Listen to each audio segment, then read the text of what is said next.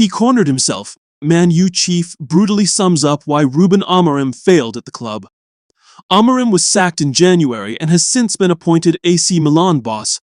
Manchester United chief executive Omar Barada has outlined why he believes former head coach Ruben Amorim failed at the club. Amorim arrived at United in November 2024 with a healthy reputation, having guided Portugal's Sporting CP to 2 Primeira Liga titles and 2 Taça de Liga titles.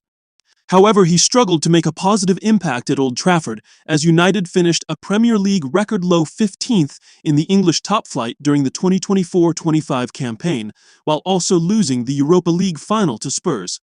Despite calls for his sacking, Amorim began the 2025-26 season as United boss, but refused to move away from his preferred 3-4-3 or 5-2-3 system. Following a 1-1 draw against Leeds United at Elland Road in January, Amorim was sacked after 14 months in charge before being succeeded by Michael Carrick. The Portuguese left United 6th in the league, but the club eventually finished 3rd under Carrick and, in doing so, secured Champions League football. Amorim has made no public comment since his United sacking, although he was appointed AC Milan head coach earlier in June. Barada speaks out on Amorim failure.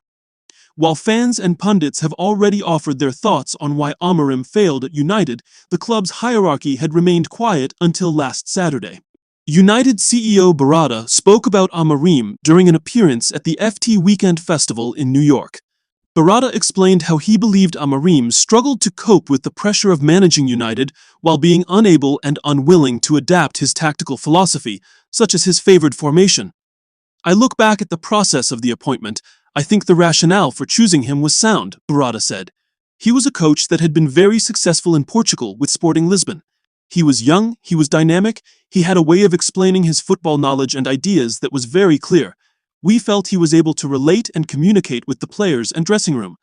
Off the back of lots of changes of coaches in the last 10 years, we really wanted to give Ruben time to develop his ideas, his concepts, and give him the freedom on the training pitch to be able to implement his ideas. When pressed on the reason why the appointment did not go to plan, he added, "Again, Ruben, I think, has done many good things that contributed to the success we've had this past season. He helped raise the paid in the recruitment of the 4 players that we signed over the summer that had a very positive impact on the performance of the team. I think maybe where he got stuck is the size of the club, and a little bit on the reflection I made.